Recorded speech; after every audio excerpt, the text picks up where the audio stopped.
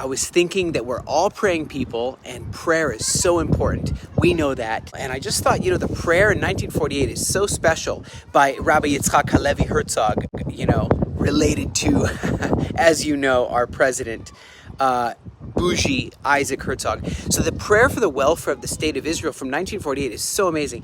I just look at the words. So it's like Avinu Shebashamayim, Tzur Yisrael veGoalo, Barech et Medinat Yisrael, bless the nation of Israel. And that, of course, in English is our Father in heaven, Rock, the fortress and Redeemer of Israel, bless the state of Israel, the initial sprouting of our redemption. That's so interesting, that wording, right? Rashit Simchat Golatenu. So the Geulatenu, or our redemption, is what is so interesting. The beginning of the sprouting of our redemption. And it goes on, shield Israel beneath the wings of your loving kindness. Spread over her your sukkah, your tabernacle of peace.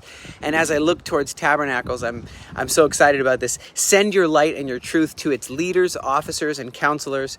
It talks about correct them with your good counsel.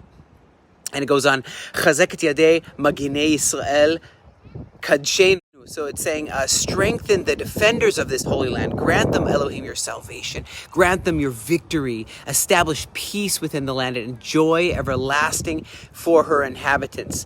And it goes on. It talks about not only the protectors like the soldiers, but it's saying the whole house of Israel. And this is so amazing. It's about Aliyah. So it talks about, remember our brethren, the whole house of Israel, in the lands of their dispersion. Speedily bring them to Zion, to Zion, your city, to Jerusalem, Yerushalayim, the dwelling place of your name, as it's written in the Torah, of your servant Moses.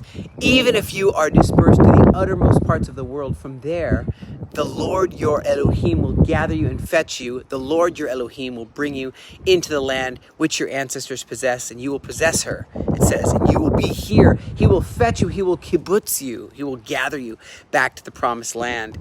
And Hashem will make you more prosperous and more numerous than your ancestors. That's found in Deuteronomy 30, verse 4 through 5. I love it. And it says, Ve'iched levavenu le'ava.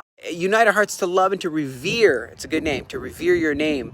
It's a good word. And to observe all the precepts of your Torah. Speedily send us your righteous Mashiach of the house of David, to redeem those waiting for your salvation. Shine forth in your glorious majesty over the inhabitants of your world. Let everyone that breathes proclaim Adonai Elohim Yisrael, the God of Israel, is king, right? And that's something to proclaim in every street, in every place, in the Galilee, around the world. And your majesty reigns over all.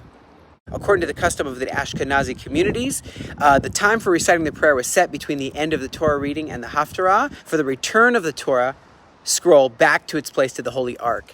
In the Sephardic communities, it's customary to recite this prayer at the time of the removal of the Torah scroll from its Holy Ark. At this point in the prayer, it's customary for the prayer Hanoten Shu'ah, blessing of the ruler of the state and their immediate family as well. Because the state of Israel is referred to as the beginning of the sprouting or the growth of our redemption, the prayer was not universally accepted. This expression and the reservations about the state of Israel in general are some reason why non-Zionist and anti-Zionist Jews do not recite it in the synagogues. In fact, the recitation of this prayer, and to a lesser extent, the prayer over the safety of the IDF officers, becomes one of the main differences between prayer in Haredi synagogues and prayer in other synagogues that are more national. But I want to thank you for praying this prayer with me today here in the Galilee, here in Israel. God bless you.